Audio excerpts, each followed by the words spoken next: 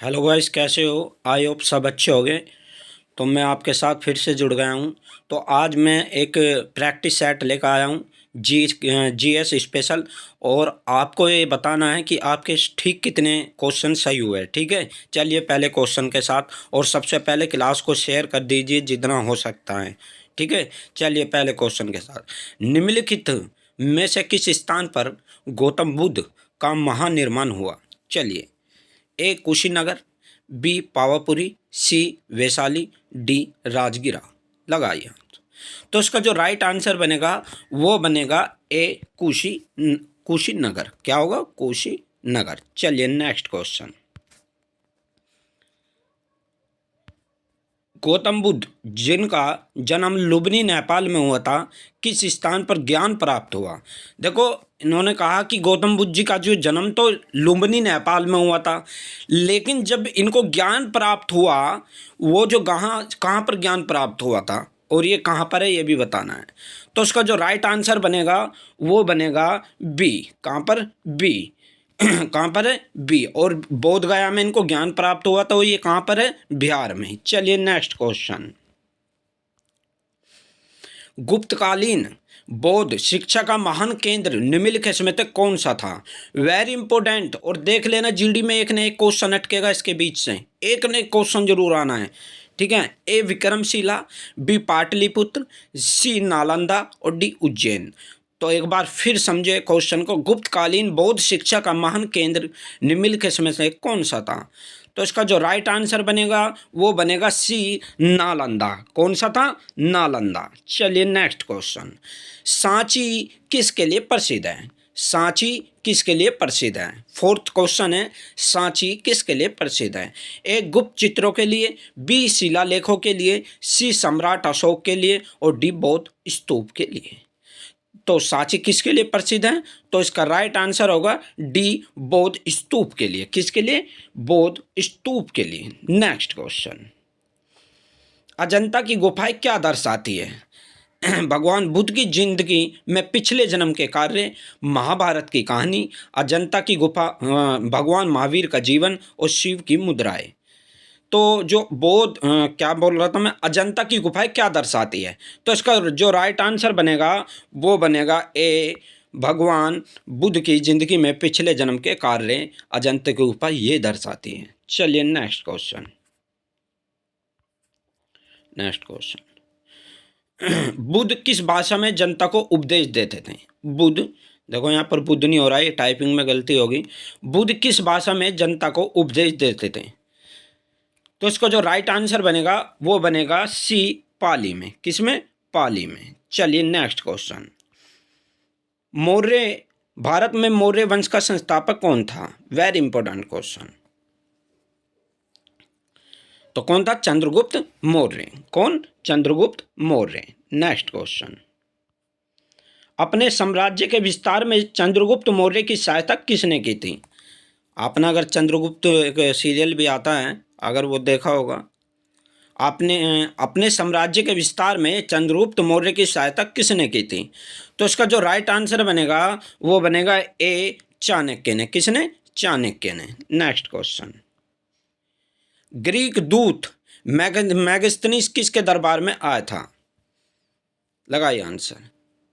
तो इसका जो राइट आंसर बनेगा वो बनेगा चंद्रगुप्त मौर्य या चंद्रगुप्त विक्रमादित्य। कमेंट करके जरूर बताना मुझे इसका राइट आंसर क्या होगा। ठीक है, चलिए नेक्स्ट को। अशोक के अभिलेख को सबसे पहले प्रथम किसने पढ़ा था? सबसे पहले तो अशोक के अभिलेखों को सबसे पहले किसने पढ़ा था? इसका राइट आंसर होगा सी जेम्स प्रिंसेप ने। किसने? जेम्स प्रिंसेप ने। Next question. चंद्रगुप्त मौर्य ने किस यूनानी शासक को हराया था? देखो, थोड़ा सा एक आंसर इसके नीचे है, लेकिन आप यहाँ से बता सकते हो बहुत आसानी से। तो चंद्रगुप्त मौर्य ने किस यूनानी को सबसे पहले हराया था? तो इसका जो राइट आंसर बनेगा वो बनेगा ए सेल्यूकस को। किसको? सेल्यूकस को। Next question. अशोक के साम्राज्य में आधिकारिक भाषा कौन सी थी? Very important. तो कौन सी थी अशोक के साम्राज्य में आधिकारिक भाषा कौन सी थी? तो इसका राइट आंसर बनेगा बी पाली। ठीक है, नेक्स्ट क्वेश्चन। सम्राट अशोक द्वारा निर्मित सांची का स्तूप स्थित है? ए पश्चिम चंपारण बिहार में, बी वैशाली बिहार में, सी बिलासा मध्य प्रदेश और डी राजगीर बिहार। तो इसका जो राइट आंसर बनेगा वो बनेगा सी बिलासा। कहाँ पर? बिलासा, भिलासा मध्य प्रदेश। नेक्स्ट क्वेश्चन, अशोक का असली नाम किस अभिलेख में मिलता है? तो वेरी वेरी इंपॉर्टेंट।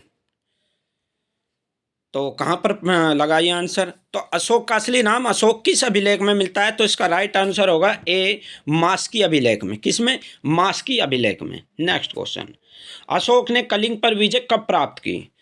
लगाइए। तो अशोक ने जो कलिंग पर विजय प्राप्त की थी वो करी थी 261 बीसी में। कहाँ पर?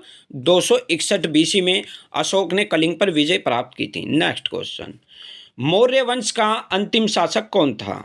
मौर्य वंश का अंतिम शासक कौन है? ठीक है ना। तो देखो, इनमें एक तो पुष्यमित्र नहीं हो सकता, ना बी अशोक हो सकता, ना सी वासुदेव हो सकता।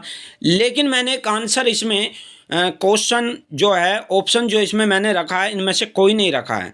तो मुझे ये जरूर बताना है कि मौर्य वंश का अंतिम शासक कौन था। इनमें से तो तीनों में से तो है नहीं, लेकिन जो सबसे पहले बताएगा मैं उसका अगली वीडियो में नाम जरूर लूँगा, अगली क्लास में। ठीक है, चलिए नेक्स्ट क्वेश्चन, समुद्रगुप्त का दरबारी कवि था? ए नागार्जुन, बी भास, सी वीरसेन और डी हरिसेन। तो समुद्रगुप्त का दरबारी कवि जो था वो था नाग अर्जुन। कौन था? नाग अर्जुन। नेक्स्ट क्वेश्चन, चीनी यात्री फैयान किसके शासन काल में भारत आया था? कनिष्क, चंद्रगुप्त मौर्य, सी चंद्रगुप्त विक्रमादित्य, डी समुद्रगुप्त। लगाइए आंसर। चीनी यात्री फायान किसके शासन काल में भारत आया था? आंसर का जवाब जरूर देना है मुझे भाई। एक क्वेश्चन और हो सकता है। ठीक है, ये मैंने 3 आंसर दिए हैं वो। ठीक है, मैं 20वां में बता देता हूँ, कोई बात नहीं। चरक कौन थे? ये पूछ रहा है कि चरक कौन थे। चरक कौन थे? एक चिकित्सक, बी एक मंत्री, एक ज्योतिषी और डी खगोल शास्त्री।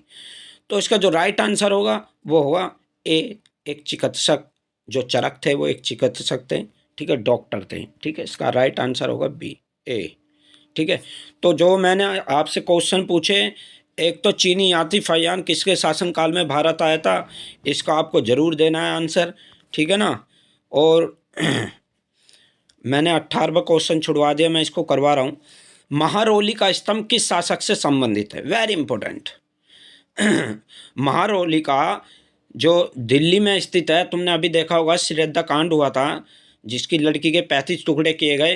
तो जो 35 टुकड़ों में से कुछ टुकड़े कहाँ से मिले हैं? महारौली के जंगल में से मिले हैं, और वो कहाँ पर है? दिल्ली में है। तो ये कहाँ महारौली का स्तंभ किस शासक ने बनवाया था, ये पूछ रहा है। तो इसका जो राइट आंसर होगा वो होगा सी चंद्रगुप्त द्वितीय ने। कहाँ पर? चंद्रगुप्त द्वितीय ने। ठीक है, आई होप आपको क्लास अच्छी लगी होगी, और अगर क्लास अच्छी लगे तो प्लीज़ कमेंट करके ज़रूर बताना आपके कितने राइट हुए हैं, और शेयर करना ना भूलें। ठीक है, थैंक यू सो मच।